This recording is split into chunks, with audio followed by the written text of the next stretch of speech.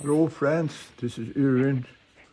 Yesterday I got into a hurry to do this using the same epoxy as laminating the seat.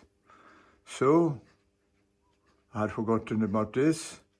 So when I remembered this, I forgot about doing a video about this. So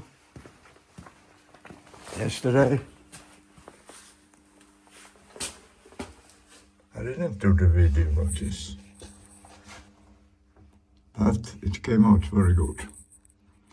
Now I'm just going to take off the peel ply and I'm going to do the edits a little bit with some paper and I'm going to do a little bit more video. So here she's ready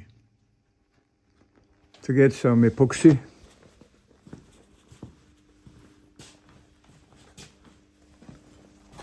She got a good trim now.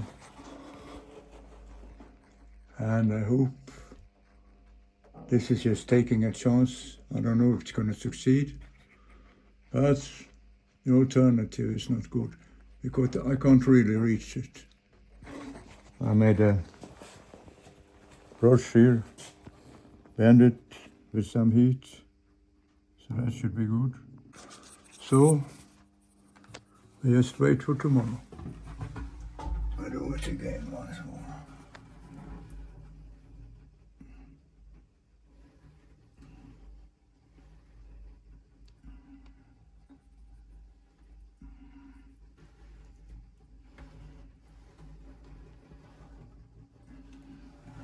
So, well, we will see what's happening.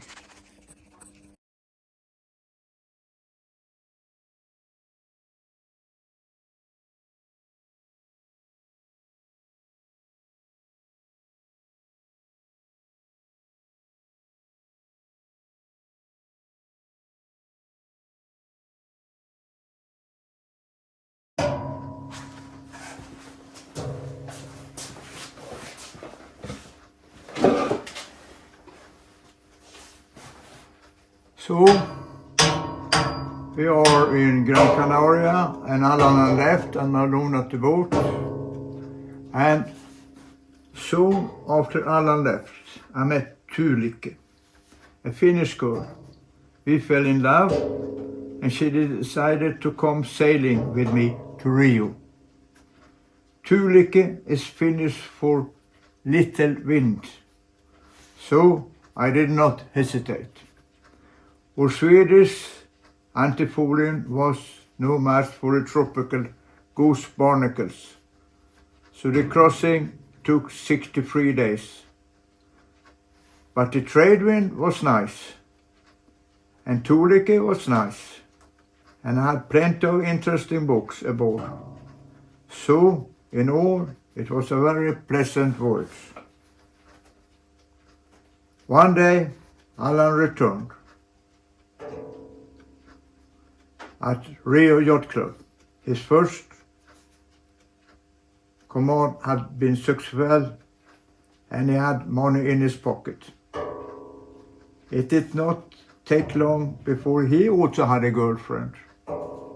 Now we were four in the boat, and although I got along well with my girl and Alan with his, it was evident that the two girls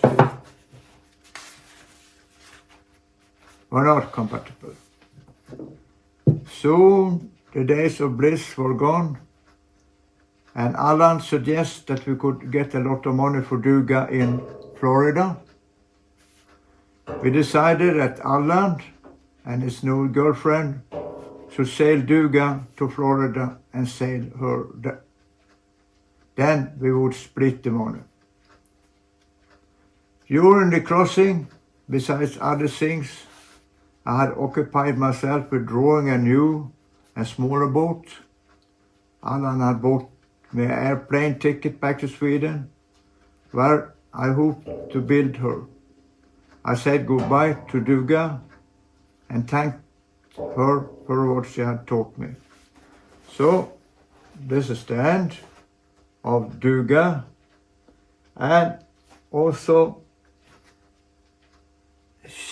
at that time in the late 60s, wind vanes, self-steering, were not very common. I don't even think there were any commercial ones. So we didn't have anyone, and all the boats we met in Madeira and Las Palmas didn't have either. But 2 others with no self-steering, steering all the time, was not so good. So soon I found a way to trim the boat. Duga had a lot of concrete. She had a steam engine from the beginning. It was a big heavy thing. It was replaced by a diesel engine, but the trim was not the same. So they poured a lot of concrete in the bow of the boat so she would float even. Now, that was not good. So in Las Palmas, there was some work, and I had a big pneumatic drill on the road, you know. I borrowed a bit and got out all that, I think, several hundred kilos from the bow. Now she floated better, and that was so I could make herself steer herself. And I found that the boat needs more weight in the back to self-steer. And that's a good thing. Not everyone agrees. I know John Detzer and Olin Stevens, you know. They think it's like an arrow, you know, you have to have a weight in the front, and with the arrow it keeps going straight, but that's wrong thinking, because arrow just goes in one media. It just goes in air.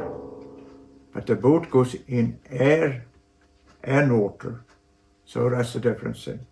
So that's all my boats, you know. Later on the other boats, you know, I made them more heavy in the back, and that was easy then to make them go downwind.